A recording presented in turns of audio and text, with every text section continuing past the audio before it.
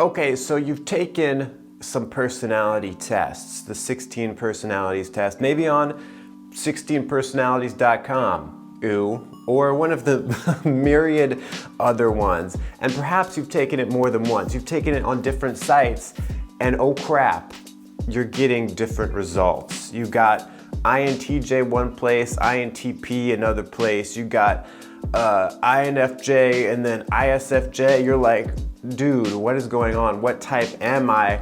The results are inconclusive.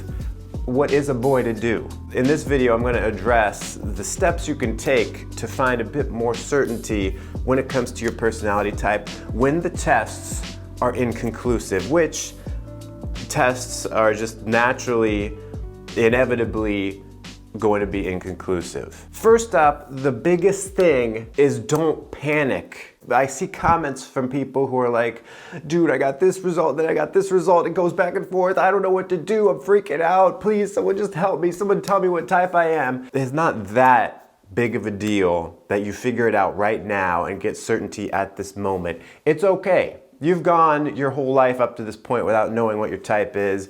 You know, enjoy the journey of figuring it out. Don't worry, don't panic. So going from there, the biggest thing is learning more in a couple different ways. Because if you're new to typology, if you're getting freaked out by the test because they're not giving you the answers, it's likely that there are two things that you are a little bit unsure about, or a lot unsure about. One of which is Myers-Briggs in and of itself and what the 16 personalities are and all that. The other thing being yourself. And then I guess the third thing would be how those two things relate. So first, learn more about the 16 personalities. And if you want to get to the point where it's really useful and you're really getting a deep understanding of it, you've got to learn about the cognitive functions, which is what's below the level of the 4 letters. Each type has 4 cognitive functions, and so much about each type is opened up and just makes a lot more sense once you start to learn this stuff. But I understand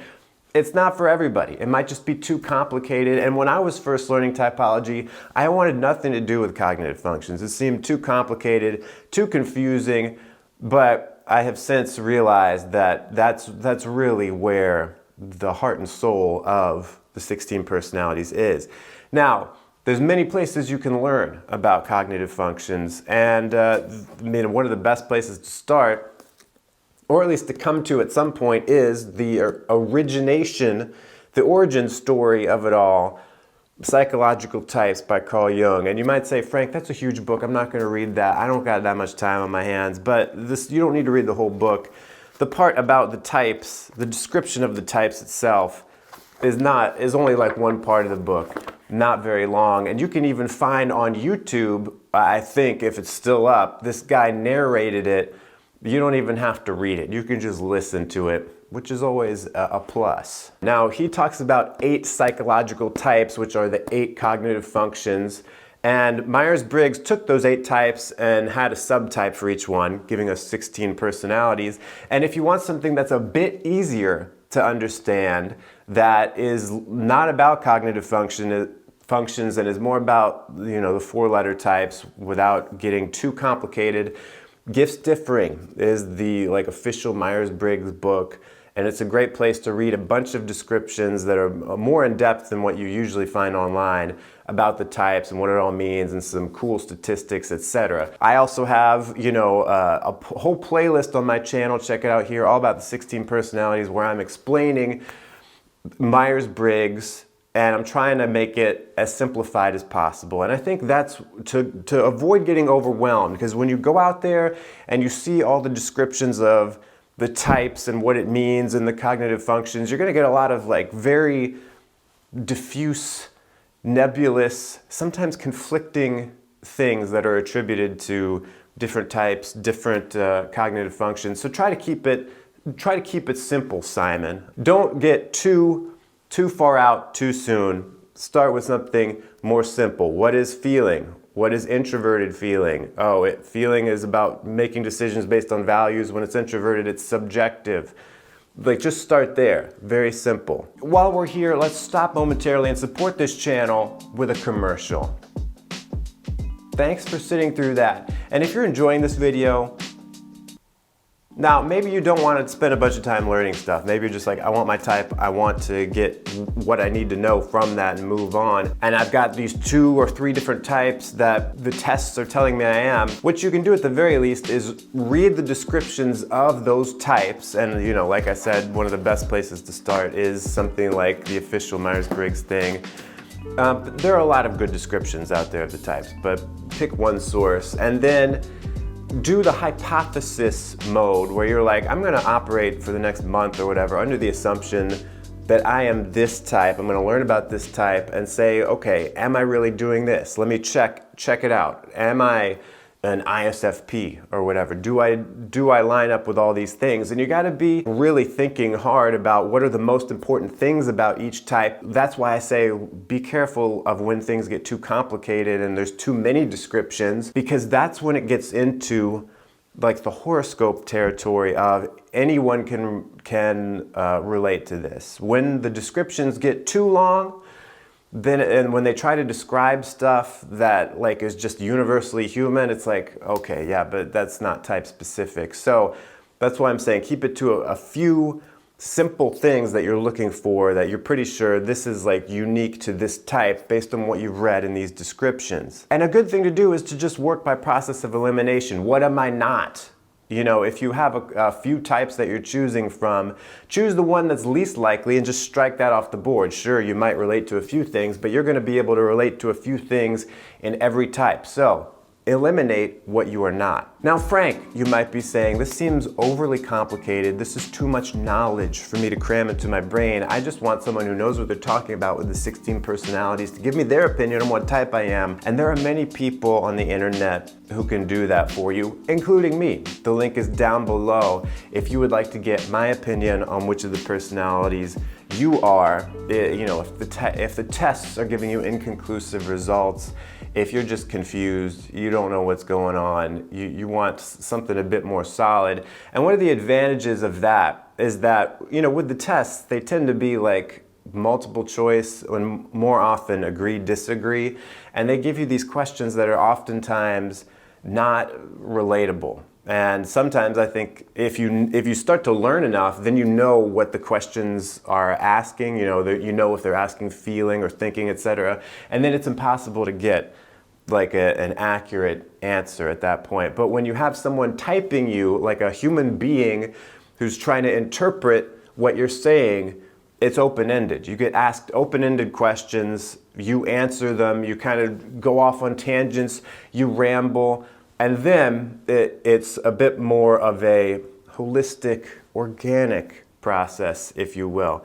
So I do recommend that if you just would like to hand it over to someone else to take care of it for you. However, you do not need to do that. You can do it all on your own. The process just takes a little longer and requires a lot more self-work because, as I mentioned before, you need to know yourself as well as the system, you know, as well as what the 16 personalities is all about. And gaining self-awareness can be tough. I think we all like to think we're self-aware people, right? But there are still elements of yourself and your personality that you can't see very well. And that's one of the big drawbacks, I think, of tests, is that even if you think you're answering totally honestly, you might not see yourself accurately. You might not have the full self-awareness to understand, I am a lot more feeling-oriented than thinking-oriented, or actually, I care more about the facts than I do the big picture view, and so that's going to give you ultimately inconclusive results. It's going to give you the results perhaps even of the opposite type that you really are. So how do you gain self-awareness? Now this is tough. This is going to be the hardest thing that I recommend, I think, in this video. The first couple ways you can do it are to keep records of yourself and your thoughts through journaling, especially when you're feeling like upset, to journal about what's going on, or like vlogging, which is, you know, a kind of journal. Make videos of yourself, put them on YouTube. You can keep them unlisted. You don't have to put them out there for the world to see, but have a record of yourself where you can be witness to yourself later down the road. Because I guarantee you, if you write in a journal or make a video and you come back to it a year from now or longer, maybe shorter, who knows. When you've had some distance, when you've grown a bit as a person, you can be like, wow, what a psycho I was. Like, what was going on? At that point, you can start to pick apart, what was I doing here? What were the patterns at work? You know, even when I go back to look at videos I made a couple years ago, it doesn't even really feel like me anymore. But same personality type doesn't change, so I can be like, oh, interesting, I was doing this here, I can see these cognitive functions at work here. And it's a bit of a longer process for sure, but if you start, keeping track of yourself over time, that will help you become self-aware without using any outside people to help you out. And then that's the second, faster but more painful way, more embarrassing way of gaining self-awareness, is to find someone you trust, another person, maybe your bestie or your significant other, your mom, your therapist. But you basically are gonna tell them, all right, so for the next 30 days or whatever period of time, make it significant enough where they'll have time to call you out, right?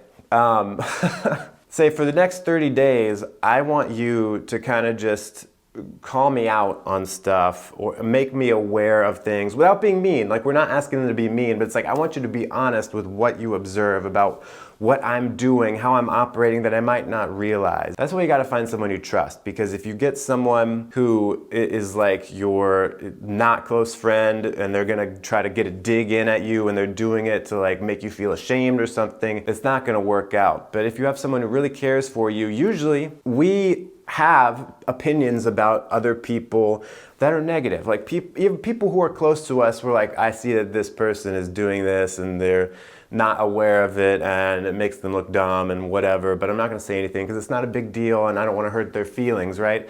So when you give someone the permission to then be open with you and be like, hey, just tell me what you see going on with me, you get one step closer to an objective view of yourself. Now they too, this other person will have their own lens through which they're seeing things, so it's not pure objective reality, but they will see you somewhat more clearly than you see yourself. So they can say, hey, look, I am noticing that you are making decisions very emotionally and you're like going off the deep end here with that. Or hey, I noticed that you take things very personally that don't need to be taken personally.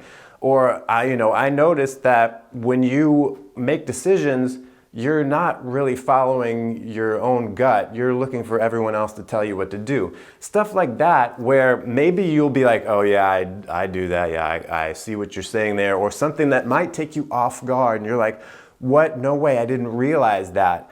And you have to also promise this person that you are not going to hold it against them, and that it's all in the spirit of peace and love, and self-awareness. At the end of that 30 days or whatever, you will have gained a little bit more insight into who you are, which can help you then figure out your own type, because you will have been told a few things that maybe you didn't realize before. Of course, don't go too far with it. Don't let someone else totally define you. One other person who has their own biases, etc. So maybe you ask 2 or 3 people to be honest with you, to help out your self-awareness, at which point you will have several data points which you can triangulate to figure out, okay, these 3 people all see this same thing in me.